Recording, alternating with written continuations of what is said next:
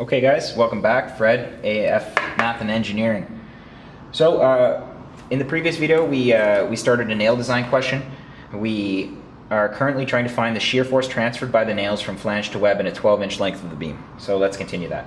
So what we're going to need is we're going to need to actually create a little bit of a table here. Okay, so I'm going to call this we're going to call this section 1.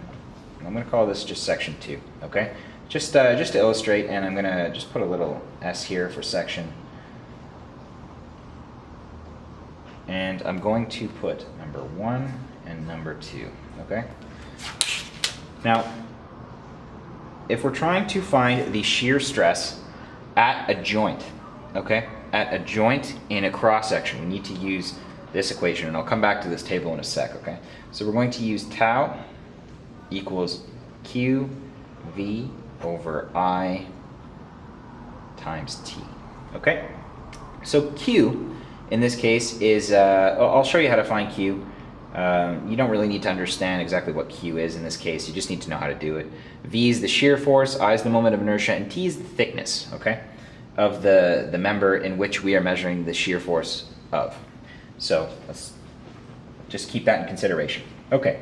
So Q is going to be, the units is to the third power, it's a length measurement, and it's going to be the area of the section that we're calculating, okay, times the dy, essentially. Okay, so it's Q is equal to a y bar, okay? Q is equal to a y bar, all right? So let's start by finding the Q for section 1, okay? So, what is it? It's a good question. 6 times 2 is 12. That's the area of the top section.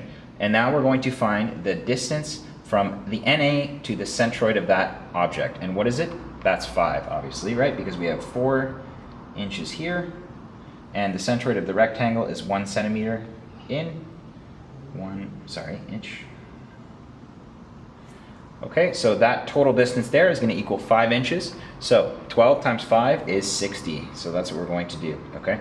Now, for this second section, the Q is also going to remain the same, okay? Because the Q here is going to remain the same. The only thing that's going to change is our T, okay? So, and I'll go over that after. So just remember this, that the Q in this case for the top, okay, of the flange, or sorry, the web, where the web meets the flange, and the bottom, when we're calculating these stresses here, which is what we're doing in sections 1 and 2, those are going to have the same Q value, okay?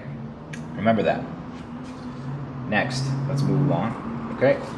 So, next, we're going to just look at our T values, okay? So this is the only thing that changes, okay? T, when we're calculating the upper section of the flange, we're going to use this thickness here, the whole thickness, which is going to be 6 inches.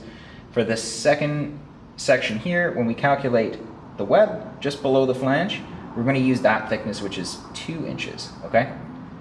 And as you can see, because T is in the denominator, this T becoming smaller is going to increase our stress at the joint, okay? So this one is going to be larger, and that's something just to keep in mind as we go on.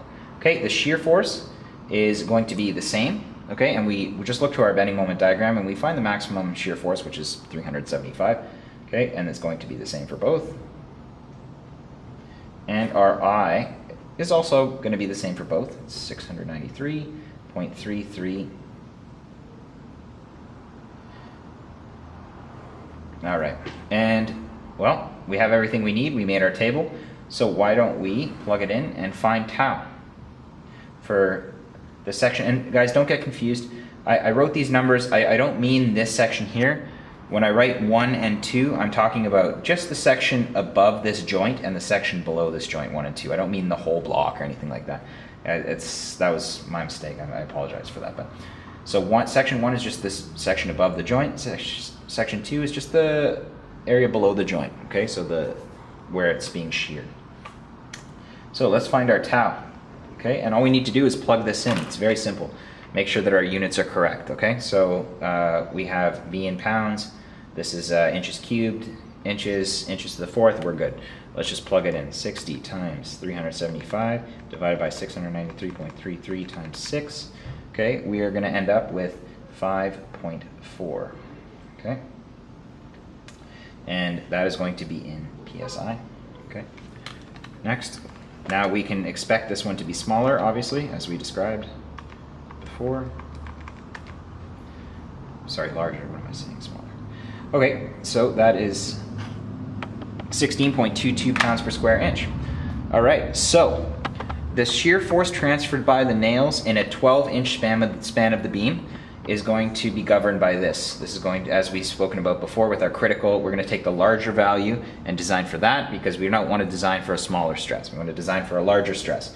And the larger stress is going to happen right at the where the web meets the flange on the bottom. That's where the maximum shear stress in this area is going to be. Okay? So, how do we do that? Simple. The force is equal to, okay, the stress, which is 16.22, the maximum stress, okay, times, all right, the, I guess the length of the beam that the question asks us to measure, okay? So it is a 12-foot span of the beam, but they ask us to measure a 12-inch section of the beam lengthwise, this way, okay, this way, 12 inches, okay? So we are going to use 12 inches here, okay? All right, and the third variable is going to be the thickness of the web, okay? So the thickness of the piece. So we're gonna essentially, we're gonna get a cross-sectional area of this beam here, and then we're going to multiply it by the stress that it's experiencing to get the force, okay? So that's 2 inches.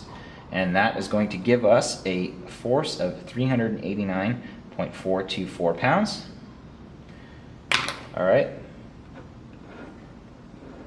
And that is the correct answer. So that is the shear force transferred by the nails from the flange to the web in a 12-inch length of the beam. Thanks for watching that video, guys. Come right back and we're going to solve one more problem on nail design related to this, what we've done here. Thanks for watching.